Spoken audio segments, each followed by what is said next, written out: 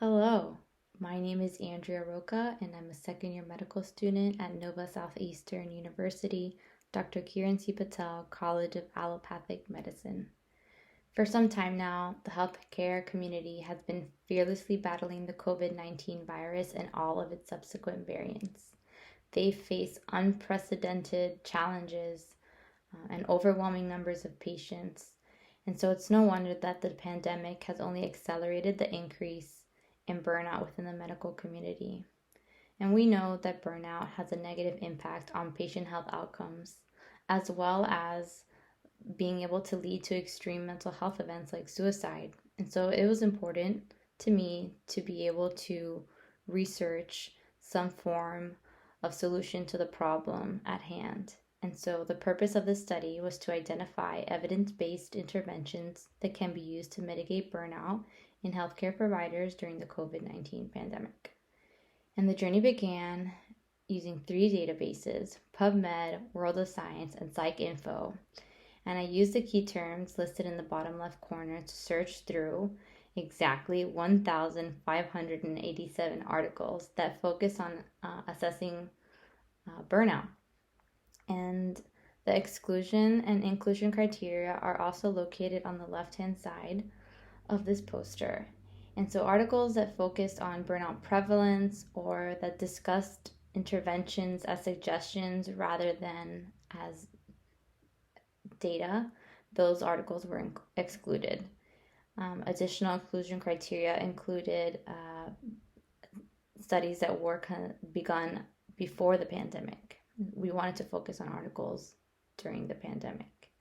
And you'll see in the center a diagram that shows the stepwise process that I used to screen all of these articles, and ultimately came down to 2 papers that fit all the criteria that I was looking for. And these 2 studies were conducted as randomized clinical trials, and so therefore provided sufficient evidence to proceed with statistical analysis. You'll also see a pie chart in the center, and it shows a breakdown of the professions represented across these 2 studies, with physicians being the main focus and second coming nurses.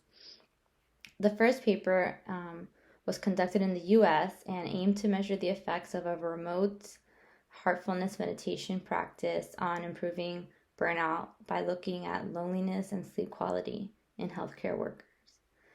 Participants were randomly assigned to a control versus a meditation group, and the intervention consisted of morning and evening guided meditations that lasted 6 minutes and were conducted over a total of 4 weeks. Participants were given the UCLA Loneliness Scale and the Pittsburgh Sleep Quality Index questionnaires at baseline and again at 4 weeks. The second paper was conducted in Spain and aimed to evaluate the effectiveness of a smartphone app called PsyCovid app, which targeted emotional skills, healthy lifestyle behaviors, and social support to healthcare workers who provided direct care to COVID patients during the pandemic. Those that were randomly assigned to the COVID app or control app were then provided general recommendations about mental health care for 2 weeks using either the app or the control app. Results were assessed using a depression, anxiety, stress scale and the Maslach burnout inventory, which looked at characteristics like emotional exhaustion, depersonalization, professional accomplishment, insomnia, and general self-efficacy. Our results are visually represented by the forest plot located at the bottom portion of the poster. To create this data, we examined the effect size of change in scores from pre to post interventions, and the outcome measure comparisons were calculated via meta-analysis along with the 95% confidence intervals. Within the forest plot, you'll see blue boxes. They are point estimates and represent the size of the study.